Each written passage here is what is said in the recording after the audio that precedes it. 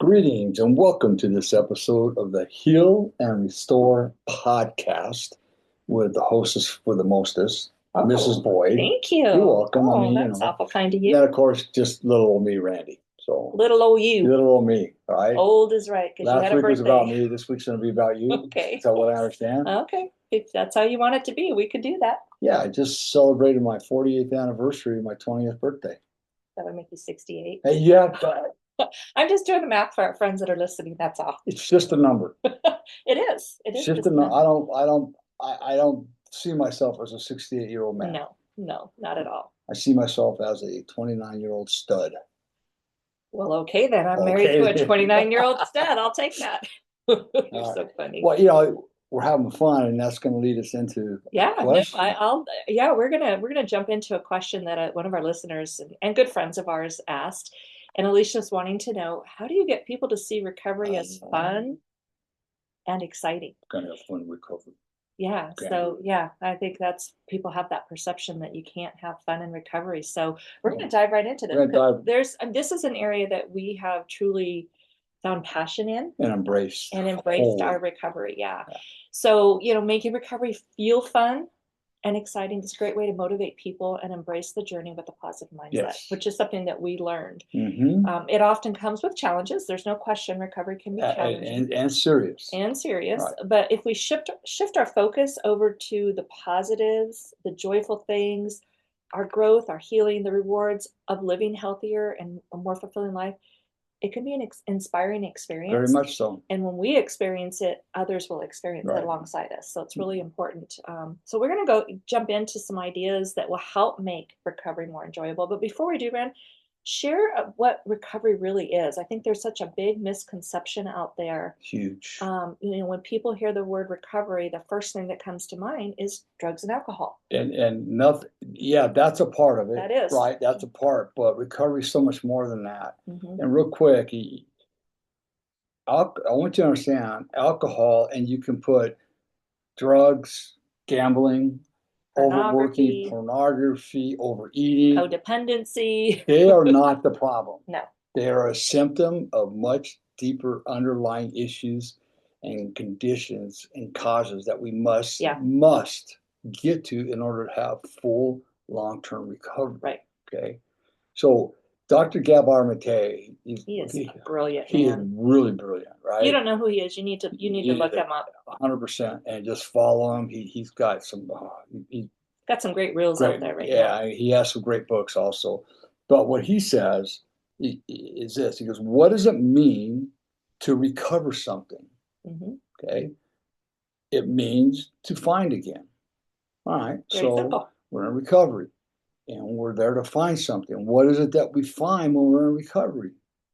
We find ourselves. Mm-hmm. We find the person that God created us to be, because so many of us have attached the labels that society has put on us over the years. Mm-hmm. We've attached what mom and dad said we should be and are, what our pastor said we should be and are, what our coaches, our teachers, our experiences in life. Exactly. And we become those experiences. Yeah. And we generally never have a chance to find out who we really are. No.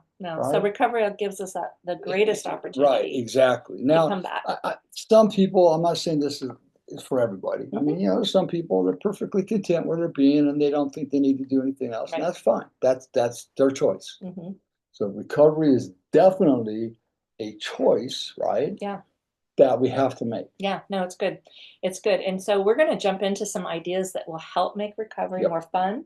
You might get more people engaging. Yep. And a lot of these we've experienced personally. So it's kind of fun to dive into this because we've been doing this. Well, you're 19 years. Yeah, 19 years. 17 for myself in my own codependent recovery journey. And so a lot of these things are things that we have been able to incorporate, and they were shown to us. Yeah, that's the big thing, and that's what recovery does. When you're hanging out with like-minded people, they show you the way. Yes, and that's what's driven us to be able to show the way for others. Yeah, Exactly. You had a thought there. No, I don't want to get ahead of myself No, today. stay present. I So, gotta stay present. so let's jump into some of these things. So, one of the things that is really, really important when we're on a journey of self-discovery, of healing, of taking back and becoming all God created to be, is we have to be able to celebrate the milestones and the progress we're making. So when we acknowledge those achievements, it's even those small victories in Yes. recovery. Yeah. It might be maybe a week sober. Maybe it's a breakthrough in your therapy session. Maybe you had a positive mind shift. You renewed your mind in some areas. We want to recognize those progresses, and we want to keep the journey so that we're motivated and we can do more, and we can help individuals feel proud of their growth. And this is where a very positive and uplifting mentor, coach, sponsor, absolutely, whatever you want to call them, in your life is very necessary, because oftentimes in early recovery, we're looking so much at a lot of stuff that we'll just say negative stuff, right? Yeah. That's happened in our life, that it's hard to see through the forest to the good stuff. Yeah. Right. And so that's where you need somebody to go, hey, wait a minute. You just told me that you had a shift in your consciousness about how you're talking to people today. Let's focus on that right now. Yeah. That's something that you've had a hard time doing for how many years? Yeah. No, and that's all of a good. sudden you got that little shift in your mind where you're starting to understand that the world ain't all about me. There's other people that got the same issues. And once we start making those little shifts and those changes and we celebrate those, Yep. they empower us to do more. Well, with our own clients. Yeah. It's what we do is we have a prep form, right? Wins and celebrations. Wins and celebrations. That's Yeah. what we start off with. And even during the course of our sessions, we'll find something, and they might be down on themselves about something, and we go, well, wait a minute. What about this? What about this? Right? Yeah. So we want to focus. We need to hear about the bad stuff or negative stuff. Right. We got to work through that. Right. But what's really going to help is like, hey, what about this? Yeah, no, that's good. Bringing up the positive. Don't stay focused on the bad things. Right. No. And then once we acknowledge those celebrations, and you can incorporate some fun things to do. Absolutely. Reward yourself or reward your group. You can set up like going, if you've reached a certain goal, like let's say I'll just use sobriety as one key. Yeah. Let's say you get 30 days of sobriety. Yeah. That is huge. Treat yourself or a group of friends. Go out and have ice cream. Do a movie date. Take a hike together. Positive reinforcement. Yes. It can turn the recovery process into something to look forward to. It's not daunting anymore. Hold the horses. Wait a minute. It ain't all about you. Look at, so you did good. So you got your 30-day coin. You ain't all that big, mister. Oh, yes, you are. Let's go. Yes, we're going to go to a movie. There's people out there that have that attitude. Yeah, we want to help those people through that because it's absolutely necessary. We've got to celebrate and we've got to reward ourselves for those victories. Exactly. Yeah. Exactly. And part of being able to do those two things that we've just talked about is we have to create a supportive and enjoyable community. And so, very important. Make your group meetings social. It doesn't have to be serious all the time. And we can encourage our meetings and support groups to incorporate fun, lightheartedness, humor, do fun things. A couple examples might be is creating themed events. Right. Casual get-togethers, celebrating birthdays, anniversaries. One of the things we're doing with our life group, which is our recovery group, we call it that because everyone that's in there is recovering something. And none of them are alcoholic or drugs right now. No, but what we're doing for the month of March is we're celebrating St. Patrick's Day. How are we doing that? Yeah. Everybody's going to wear green. Okay, well, that's a given. Yep. But everybody is bringing a dish that has to have something green in it. I know it sounds really weird, but so we're making it fun and enjoyable, making it something that we want to come back and keep doing. And then the other part of that is find like-minded people. That is so, so key. We have to connect with others in recovery that have a positive outlook, and we want to surround ourselves with people that make the journey enjoyable. They share similar values, and that just makes it more fun and exciting. Absolutely. And in all respect, due respect to everybody that's working on the recovery, there are some people that they remain miserable. You're going to have that. And they're what we call, they could be biblical Nazis, Bible thumpers, if you go to church, AA thumpers, big book thumpers, right? and they're just kind of stuck where they're, look at recovery, no matter if it's drugs, alcohol, or relationships, is a very, very serious topic. Yeah. Right? And there's a time for that. Yeah. But also, who are you surrounding yourself with so that we have those serious conversations, but then, hey, you know what, man, let's go and have some fun. Let's go take a hike. You know, let's why don't we all just go out and just have some fun. Right. We used to go out with the guys after our meetings, right? It was usually on Saturday morning, right? We'd go over to Panera in Palm Desert.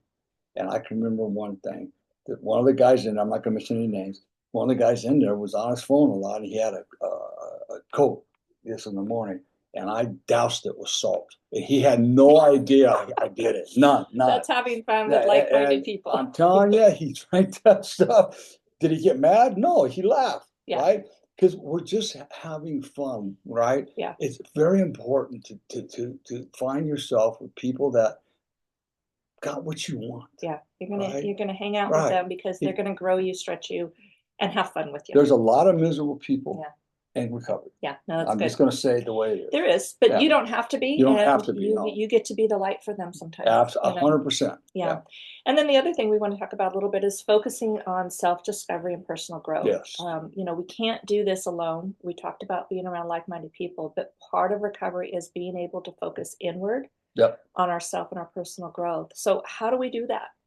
You know, a lot of times it's just a matter of finding new hobbies and new interests because the old hobbies or the old interests is what got us in trouble in a lot of cases. So because recovery is such a fresh start, we want to have an opportunity to find things that we may not have done before. And we want to encourage people to discover new passions, new hobbies, activities, things that bring them joy.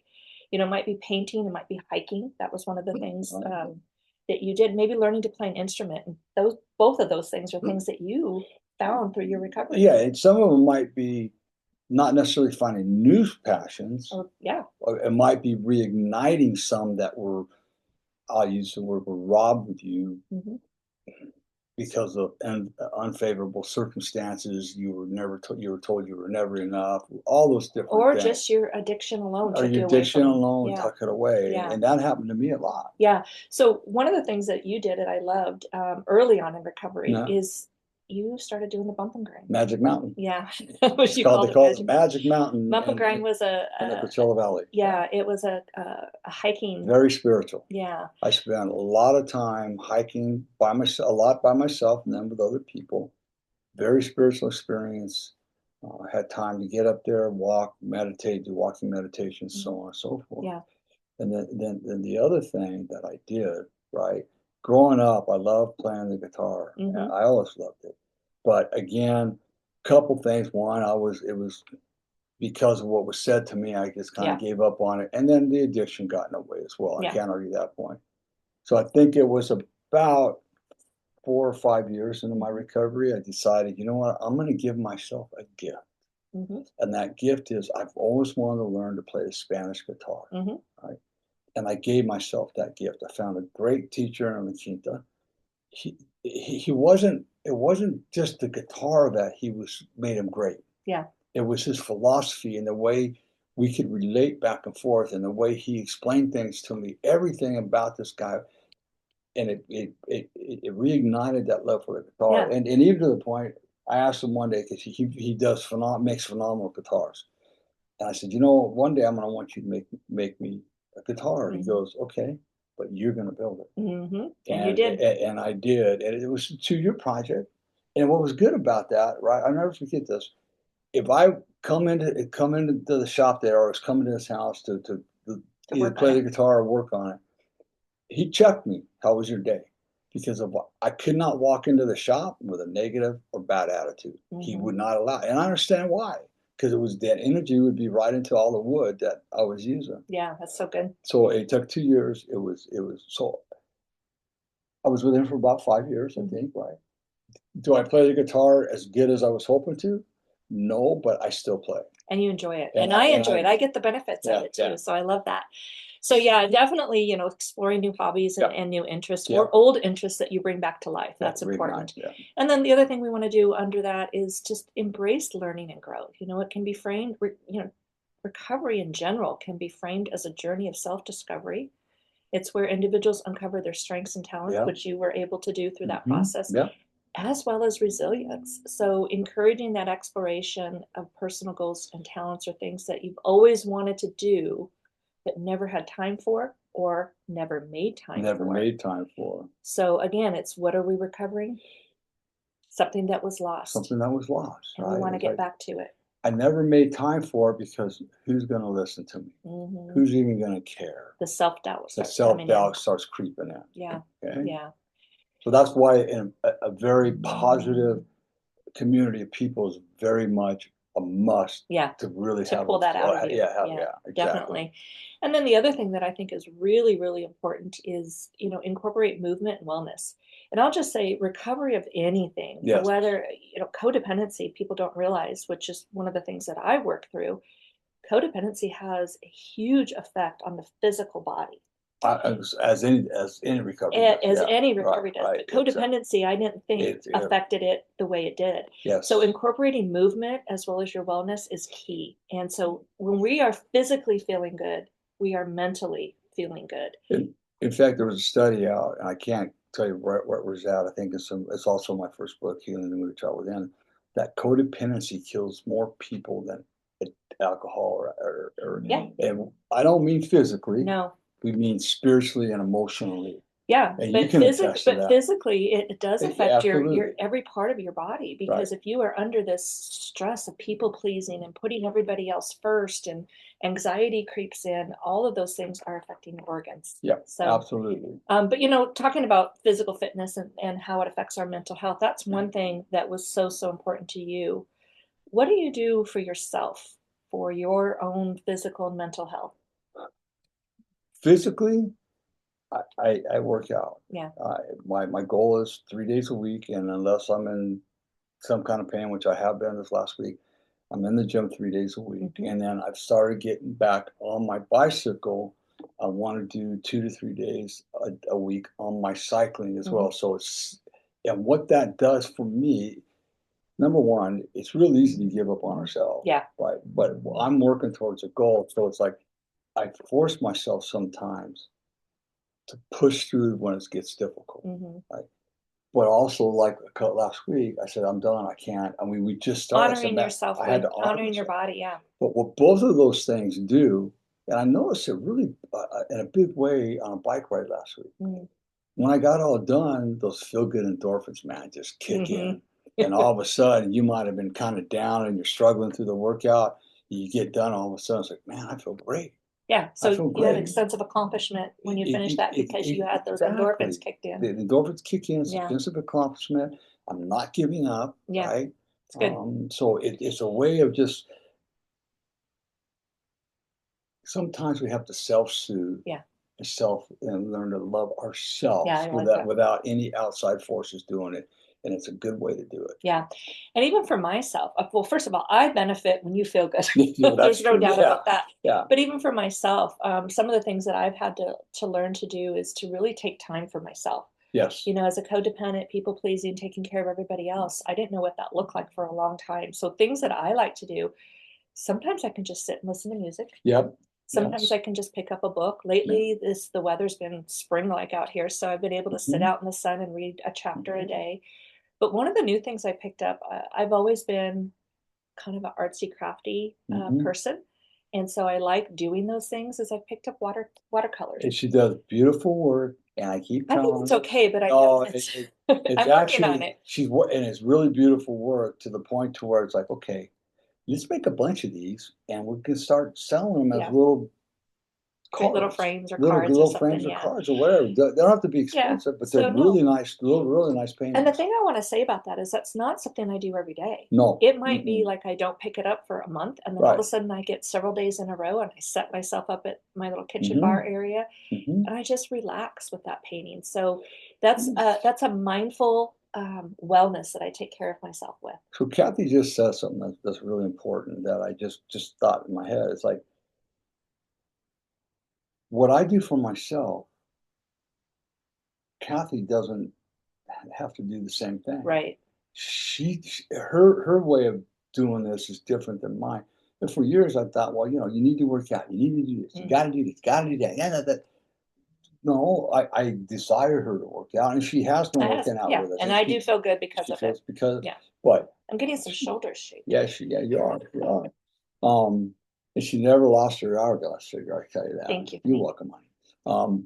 But so it's like what's good for her might not necessarily work for me. Right. And what works for me might not work for her. And But that's okay. It is okay. And we benefit when each one of us is taking care of ourselves.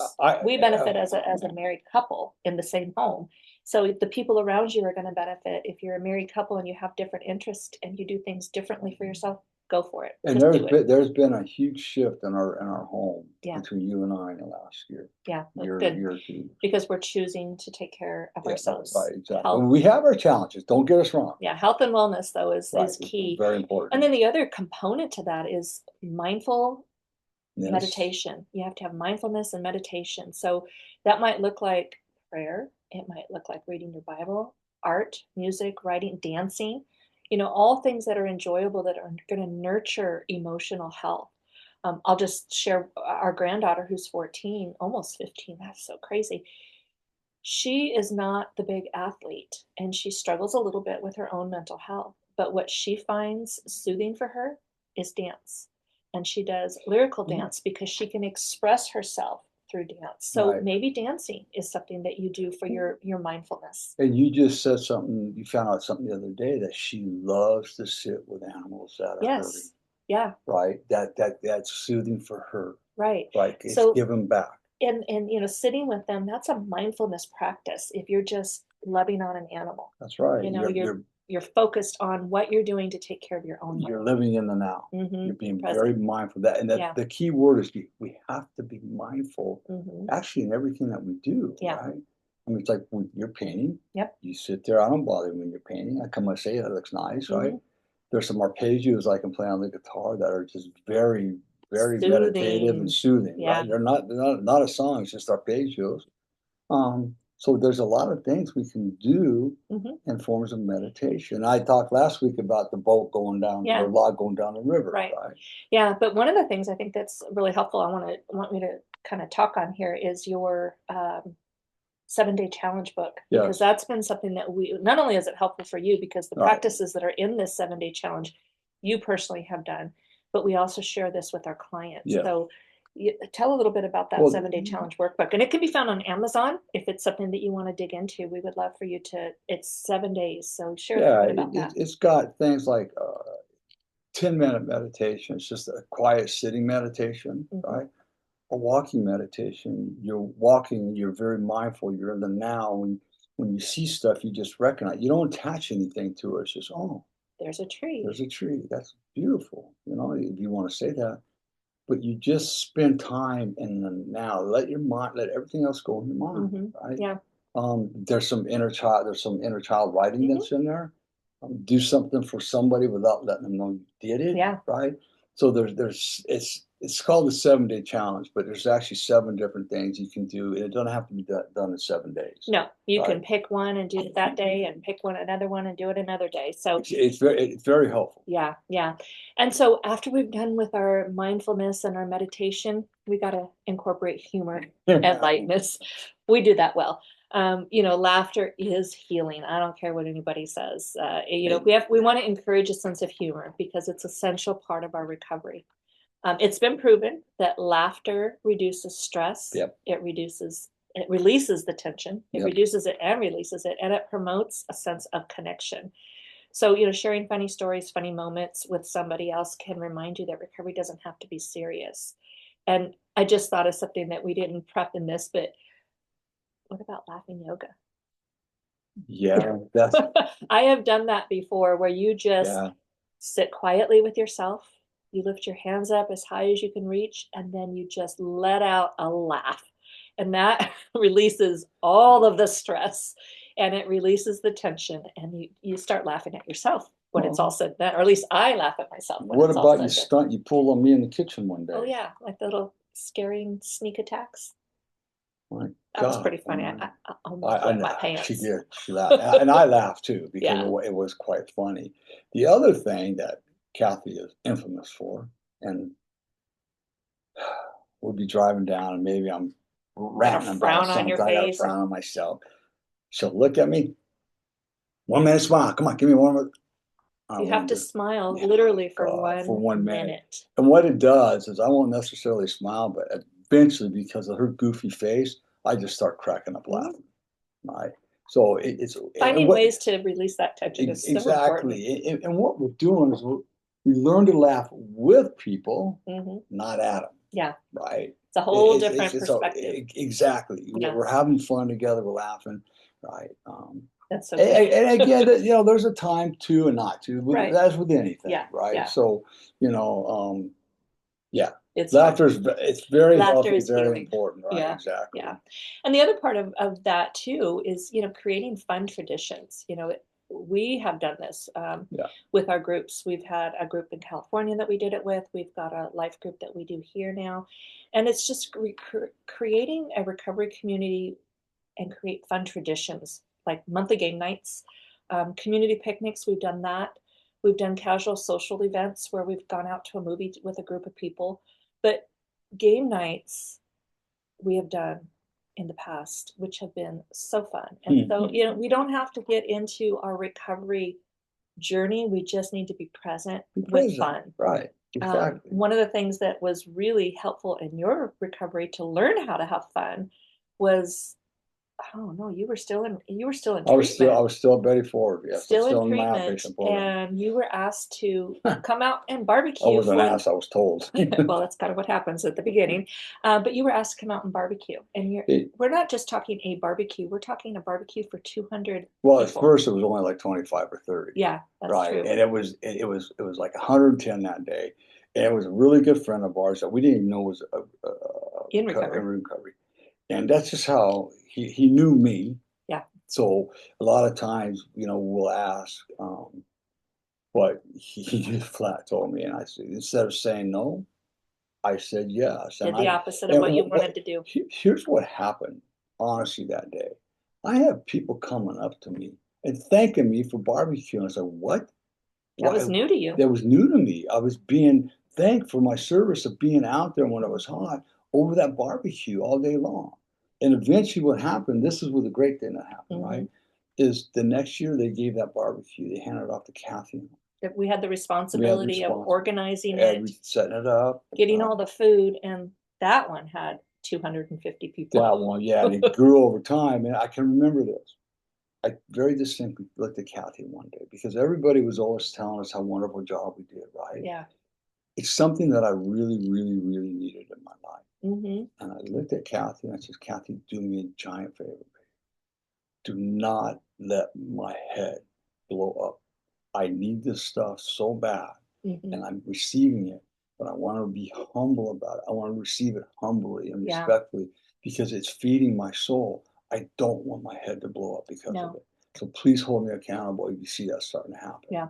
And it never did. No, because we know that we got to give it away to keep it. Yeah, exactly. And that's part of being of service. So, and then, the next one is, focusing on the freedom and the opportunities that recovery brings. There's so many exciting parts of recovery, and it's a newfound freedom that it can bring. Right.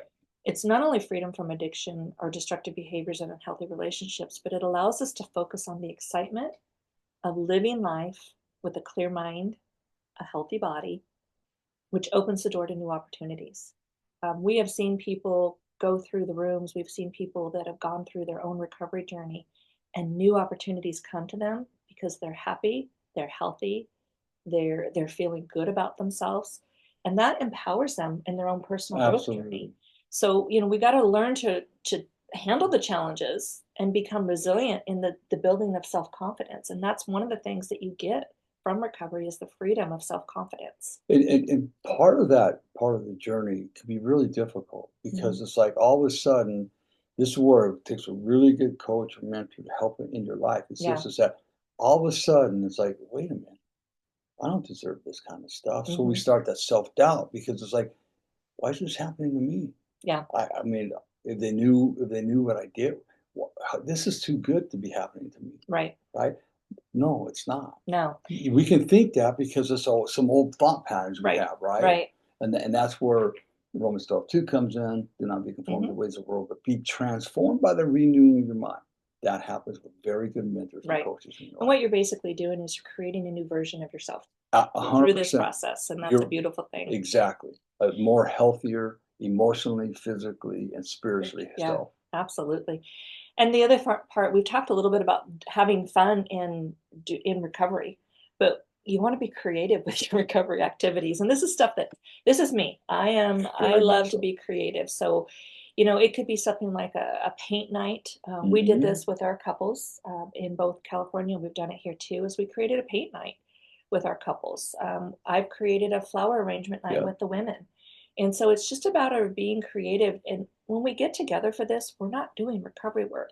We're doing life with other people. We're doing life with other people. And so we want to be able to do that. We can, adventure, explore, do things that can bring a sense of adventure to people, maybe things they've never done before, or maybe they've avoided it. I just had this thought come to mind with our group in California. We did the hike to the cross. Yeah.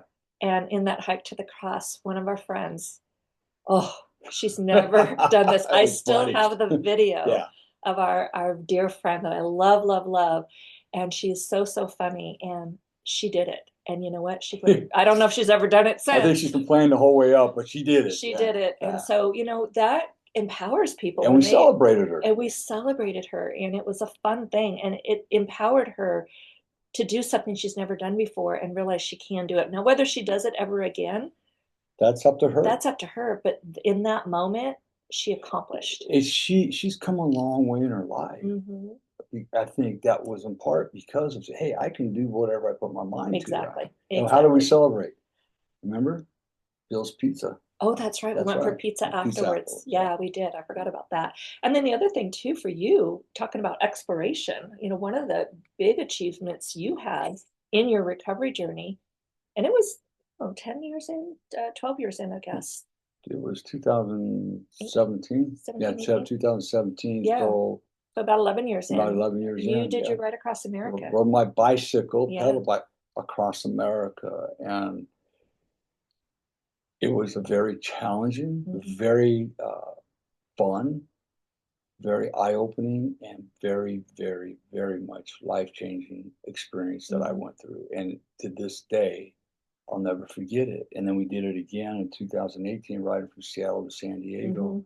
And our good friend Anthony was just talking about that the other day. He was in Malibu, and he saw something that reminded of him, So, you'll do stuff that, well, what I was told when I got into recovery, as long as you stay on this journey, whatever you want to do in life, you're going to be able to do.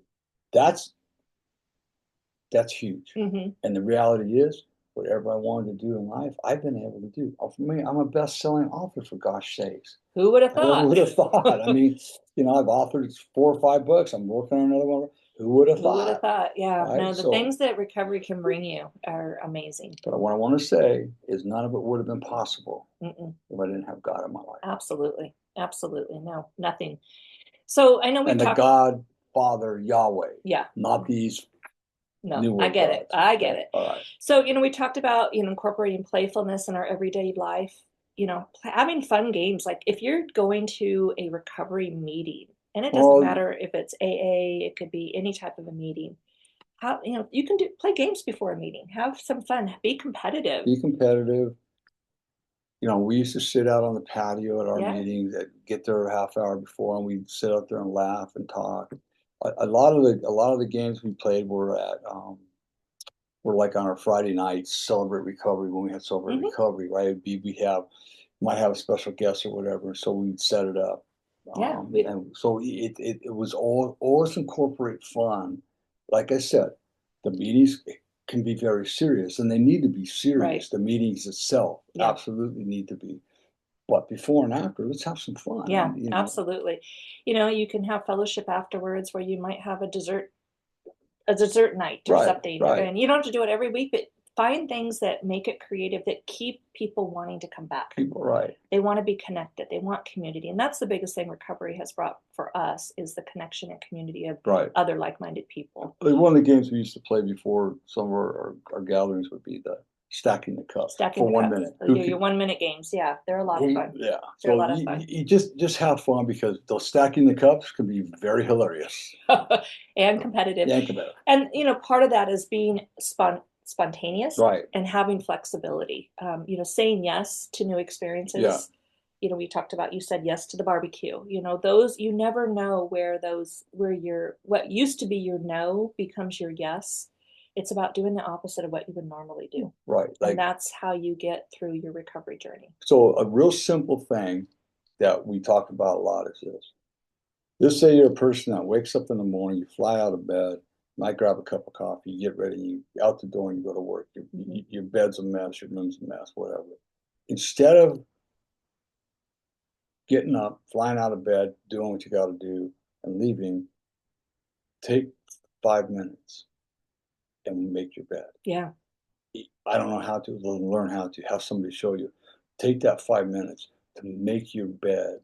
And it's a sense of accomplishment, as silly as it seems, that has helped so many people just by making their bed. And what happens is that sense of accomplishment gets ingrained in you. And so you start doing more things. It empowers you, yeah. It empowers you to do things that you might not have done absolutely in the past. Yeah. Okay, so do the opposite of what you would normally do. Say yes when a lot of times you meant no. Okay, take the risk. That's what the biggest question. How do we get through this? You've got to take the risk of being small steps. Small steps. You can't. You got to start off with a firecracker before you can launch a nuclear bomb. I mean, now you got to take small steps and small risks. And then these last couple, I think, are just near and dear to me. And practicing gratitude is so important. If we can focus on our gratitude, it's going to change. It doesn't change the world. It changes us. And then the world, our perspective of the world changes because of that. So having a positive outlook, it makes recovery feel much more rewarding. Yes. And, if we practice gratitude, whether it's through journaling or just sharing things that you're thankful for with those that are closest to you, it can help shift our focus from things that were hard to things that are wonderful about recovery. Because there's always something to be grateful for. Yeah. I had a old curmudgeon, Gene, just to say his name was Gene. He passed away, a great guy. He came up to me one day and looked me straight in the eye. He says, Randy, you have the power to change the world within you. I'm thinking to myself, you have gone off your rocker, old man, because there's no way I can change the world. And Cathy hinted on it just a minute ago. What happens is the world didn't change. Right. People didn't change, but my perspective of the world and the people did change. Therefore, the world changed within And me. a lot of that had to do with being in a place of gratitude and thankfulness. And oftentimes you hear this: you need to pray more. You need to be more grateful. It's like, whoa, time out. You know why I'm not drinking? You know why I'm expressing how I feel? I'm going through this because I'm constantly grateful. Yeah. Right? I could have lost my family. I have so much in my life I have bad days. Everybody does, and that's okay. We're not perfect. Yeah. But it's that gratitude, being grateful for everything that I've achieved, especially over the last 19 years, 20 years. It's kind of like you're living in a state of gratitude all the time. Right. Sometimes you fall off and you forget. It's like, wait a minute, Randy, you got so much to be grateful for. Life is going to come at you fast sometimes. And hard. But we can always find gratitude in the small things. Right. And those small things lead to larger things. So always remain grateful, people. And then you mentioned family. And this one is really, really key for me, myself, and I. It is about you today. It is about me, right. But we want to involve our family and friends in the journey. Doing life and changing your perspective of life and, taking back, recovering the things that you've lost is challenging. But if we can bring our loved ones into it, it's a great opportunity to connect with family and friends in completely new ways. And which is something we have done. Yeah. And it's not in a forcible way. No. It's just like showing up, being healthy, being mindful, having them come to activities and events. This is honestly, this is what got me into my own recovery, because Randy started the journey and I sat back. It was it was 2 years into your recovery where I thought, oh, heck, I better start doing something for myself. But what not just that mindset, it was we were always invited to celebrations and birthdays and things with other people in recovery. So I started to become friends with those people, and I started to see the change and the shift in people. And so that's what Right. finally prompted me to say, hey, I need this for me as well. Right. Exactly. And as a result of that, over time, when we would have pool parties or barbecues, we invited our own kids to Right. come join Exactly. us and our grandkids at that point. So they got to see what recovery looks like. And so it's important to have your family and your friends involved in your own personal journey. And I remember Garrett one day, I won't say what he said, but he goes, Dad, you didn't used to think this way about certain things. And all of a sudden I see you've got a positive attitude towards it. Right. So it's those little things like that that our family needs to see. Yeah. Yeah. So invite them in. Don't be afraid. Don't single yourself or separate yourself. There's certain situations that you have to separate maybe for a certain period of time to get the confidence and to build that recovery for yourself, but don't let it go too long without bringing your family and friends into it. Right on. So as we close this out, I just want to kind of reiterate, recovery doesn't have to be a grueling, somber experience. No, not at all. It's transformative, it can be fun, and it's full of exciting and new Yep. opportunities. We just have to go embrace them. And if we focus on our personal growth and our new healthy habits, getting creative, it's going to build positive connections that can help us and others embrace recovery as an empowering and an enjoyable journey. Yes. So if you frame recovery as a process of discovery, self-care, and freedom, it becomes something to look forward to rather than something to fear. Right. So it is a positive experience. And then you wanted to close this out. And I love this, what you're going to close out with here. So one of the things that our good friend Duke would read to me every time, I think he had it memorized. Every time I called him, he'd always close out with the promises. It's in the big book of AA. And it's also a lot of the promises that God gives us too, right? Yeah. And I'm going to read it. I want you to count how many times it says we will, not maybe or possibly, we will. Okay? Yeah, good. All right, so here it is. If we are painstaking about this phase of our development, and we're talking about doing the steps, okay, we will be amazed before we are halfway through. We are going to know a new freedom and a new happiness. We will not regret the past, nor wish to shut the door on it. Come true for me. We will comprehend the word serenity, and we will know peace. That's huge. No matter how far down the scale we have gone, we will see how our experience can benefit others. Okay? That feeling of uselessness, and self-pity will disappear. We will lose interest in self-esteem and gain interest in our fellows. Self-seeking will slip away. Our whole attitude and outlook upon life will change. Fear of people and economic insecurity will leave us. And man, that has really come true in our life, right? We will intuitively know how to handle situations which used to baffle us.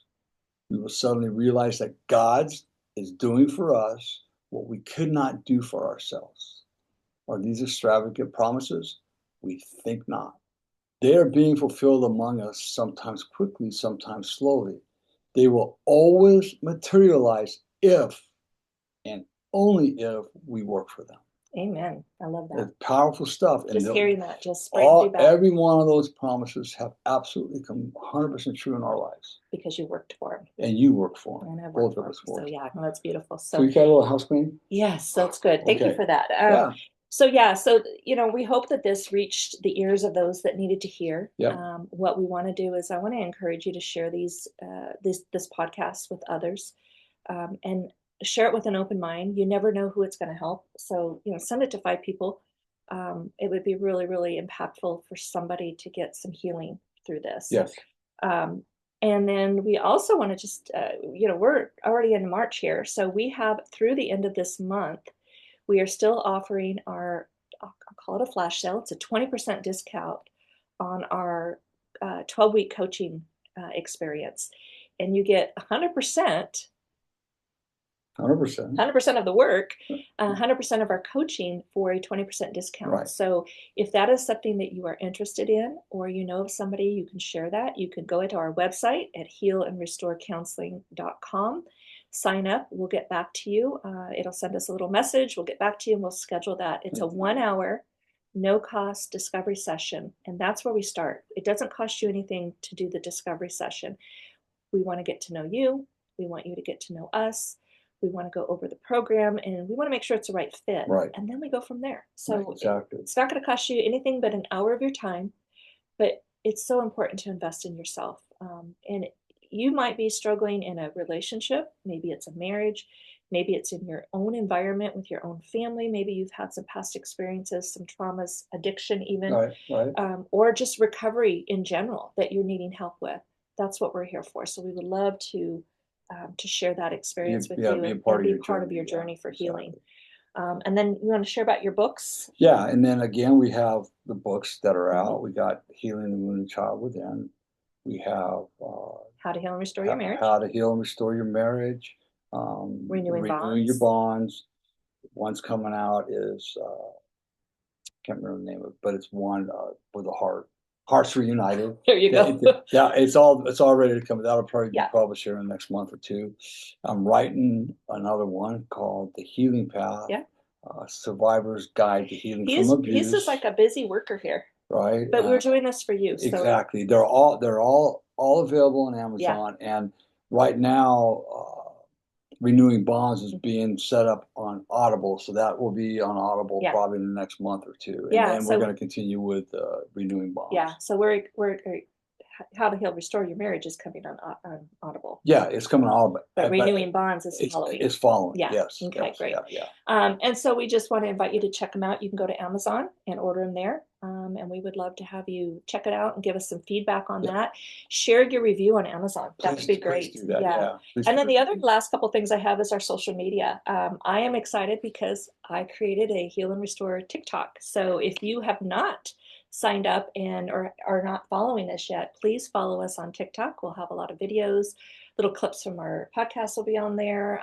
Any promos that are out that we're having, you'll find it all through TikTok. So we know we can reach more through TikTok. And so we invite you to come join us over there on TikTok as well. Right. And as Cathy always says at the end of this podcast, we'd like to see you and share this with 5 of your friends.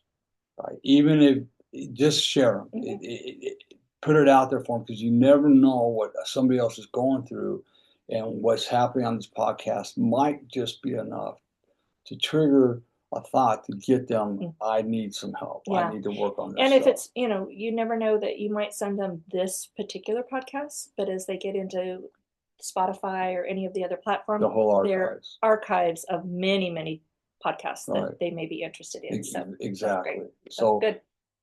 Remember to press the like and follow button as well. And share. Share away. Share. Okay? Like and follow doesn't get us there. Share does. Is there anything else? No, I think that's it. Great. I love that. Great. So we hope you got something out of this. And remember this. If nobody tells you they love you today, Randy does. Cathy does. But more importantly, God does. Be blessed, everybody. Have a fabulous week. Have a great week.